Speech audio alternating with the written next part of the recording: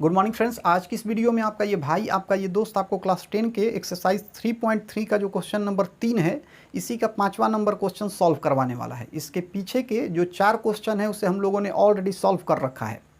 यहाँ पे इस क्वेश्चन में हमें कुछ वर्ड प्रॉब्लम्स दिए गए हैं, हमें ध्यान से इन वर्ड प्रॉब्लम्स को समझना है और फिर इनकी मदद से हमें दो समीकरण तैयार करना है और फिर इन दोनों समीकरण को प्रतिस्थापन विधि की मदद से हल करना है।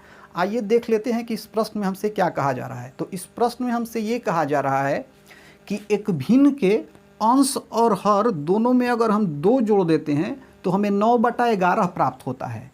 पुनः अगर किसी भिन्न के अंश और हर दोनों में हम 3 जोड़ देते हैं तो हमें 5/6 प्राप्त होता है।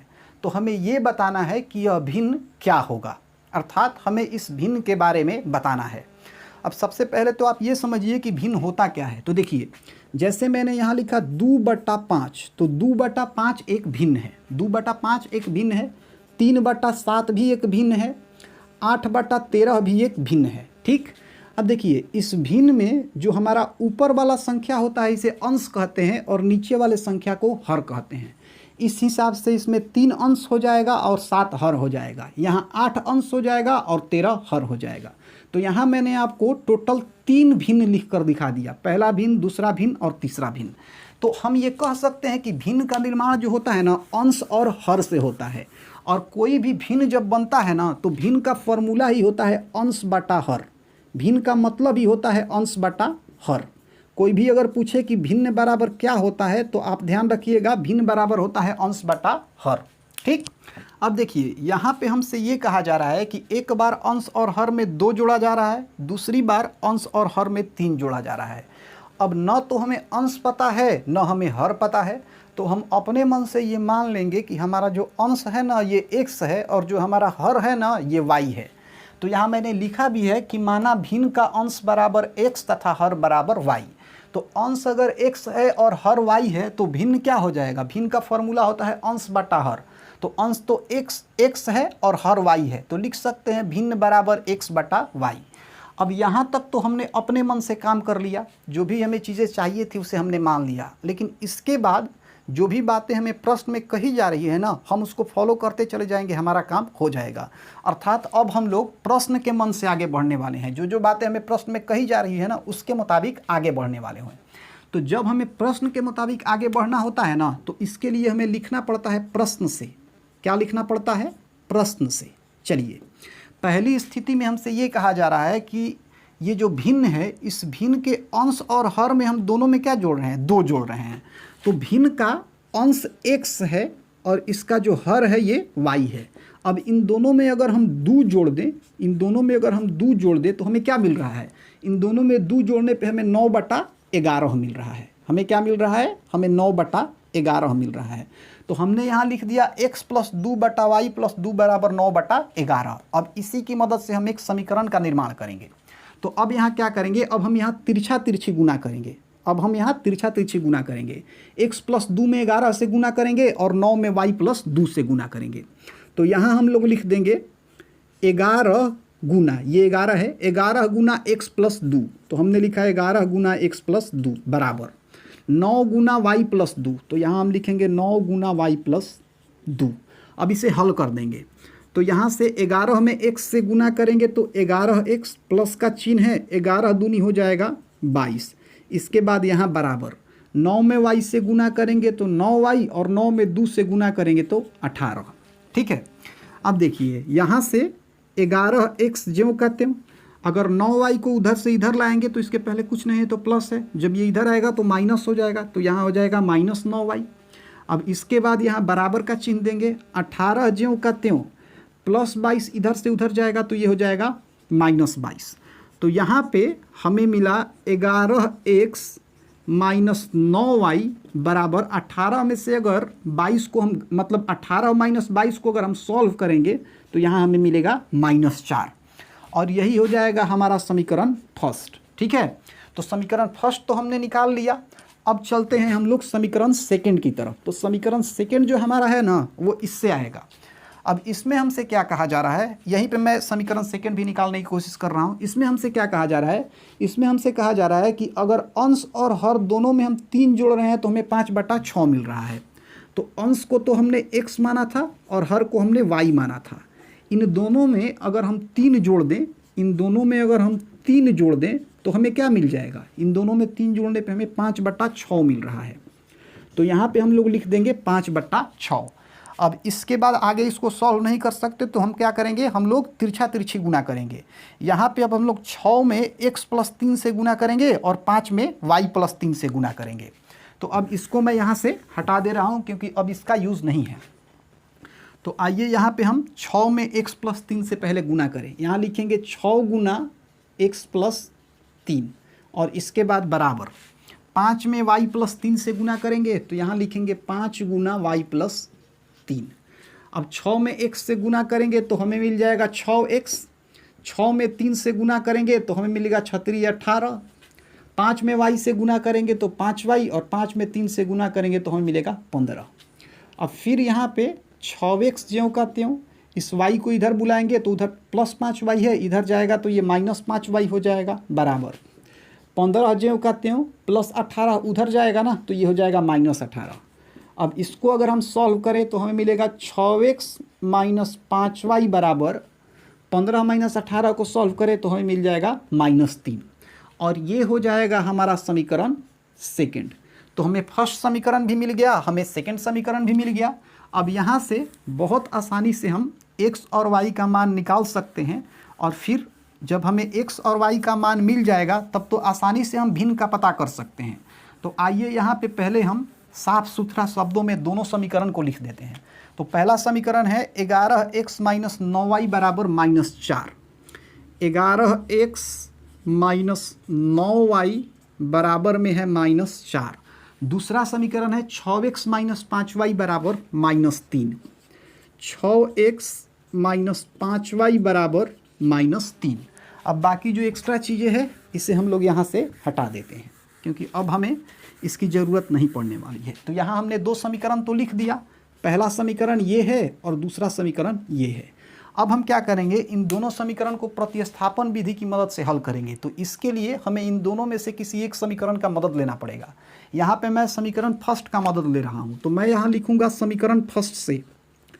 समीकरण फर्स्ट से क्या है समीकरण फर्स्ट, 11x - 9y बराबर -4। 11x - 9y बराबर -4। 11x को अगर यहाँ से मैं बाहर कर दूँ, 11x को अगर मैं यहाँ से बाहर कर दूँ तो यहाँ मुझे मिलेगा -4 ज्यों का त्यों, -9y उधर जाएगा तो ये हो जाएगा +9y। ठीक, अब देखिए यहाँ हमें मिला 11x बराबर -4 + 9y।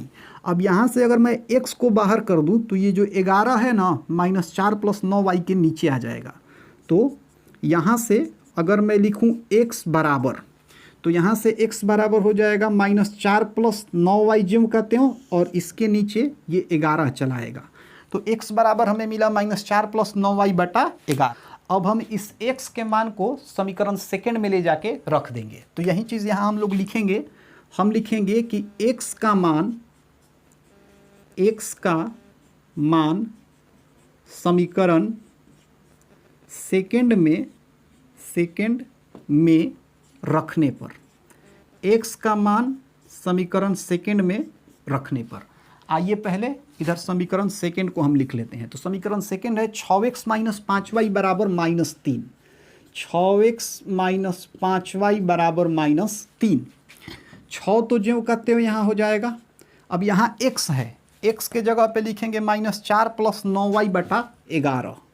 -4 + 9y और बाटा में हो जाएगा 11 और इसको बंद कर देंगे।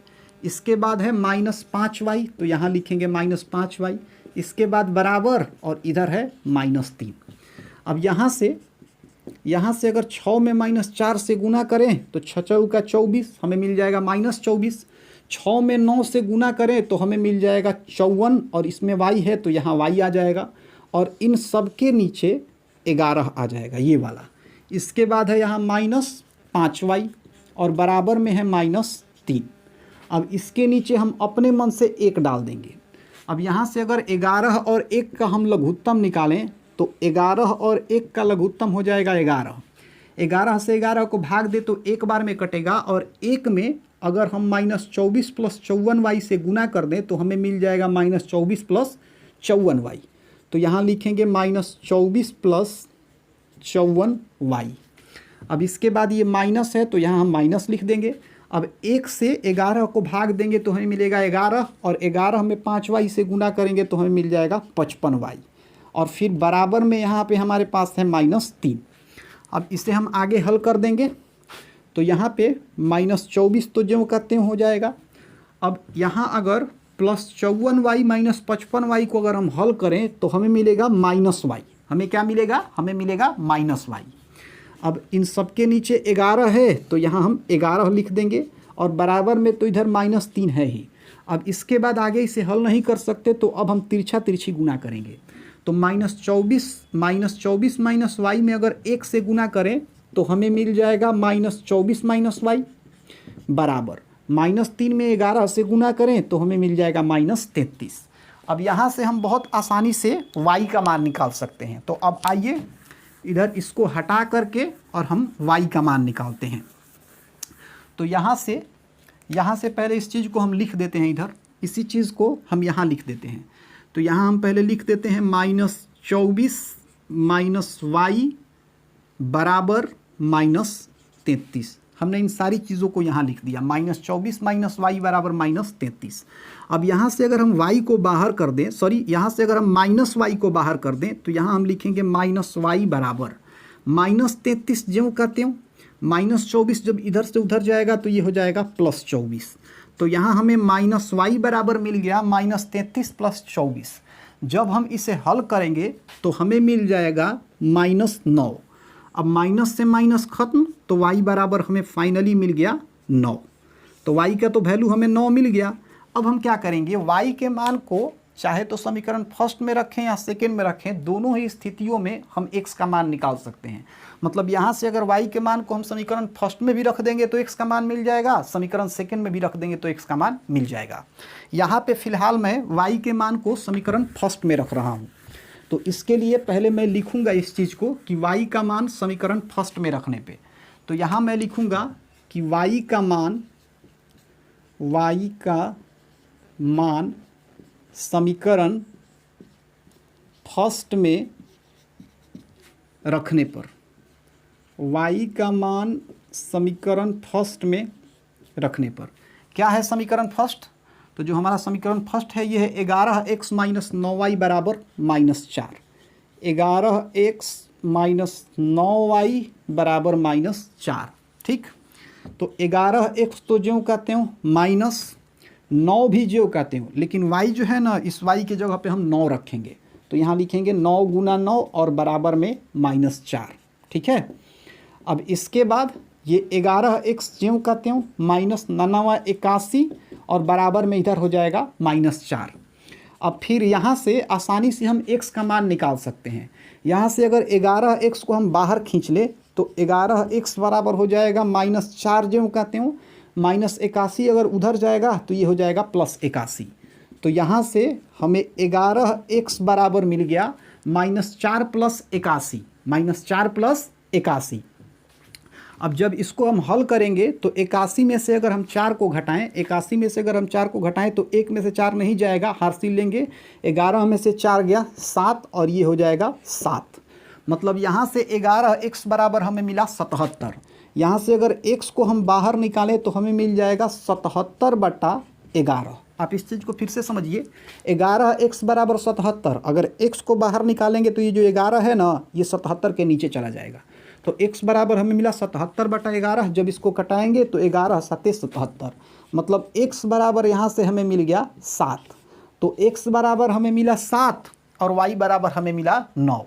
तो x y का तो हमने मान निकाल लिया, लेकिन यहाँ x y का मान नहीं निकालना है, यहाँ हमें भिन्न बताना है कि भिन्न क्या होगा। तो भिन्न का फॉर्मूला क्या लिखा है हमने, भिन्न बराबर लिखा है x/y। तो यहाँ हम लोग लिखेंगे भिन्न बराबर, तो भिन्न बराबर तो x/y है। अब x क्या है, 7 है, तो यहाँ हो जाएगा 7 और y क्या है, y 9 है। मतलब भिन्न जो हमें मिलेगा ये होगा 7/9 और यही हमारा आंसर हो जाएगा। तो इस तरीके से जो क्वेश्चन नंबर 5 था इसे भी हमने सॉल्व कर लिया। अब इसके आगे की वीडियो में इसी का क्वेश्चन नंबर हम लोग 6 सॉल्व करेंगे।